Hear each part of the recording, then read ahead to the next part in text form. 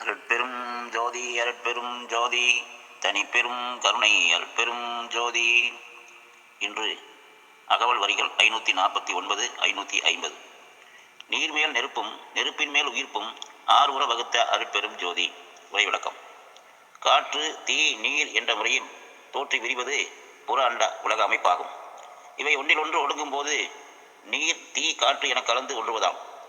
பிண்ட வடிவ படைப்பில் இந்த நீரும் நெருப்பும் உயிர்ப்பும் முறையே சுக்கில சுரோனித நிலை நீராகவும், இவற்றின் கலப்பால் தோன்றிய முதல் ஒளி என நெருப்பின் நிலையாகவும், அவ்வொளியிலிருந்து பிண்டோற்பத்தியானதும் உள்ளிருந்து உயிர்ப்பு சக்தி தோன்றுவதும் அதுவே உடல் வாழ்வில் ஜீவக்காற்றாக திகழும் நிலையமாகும்.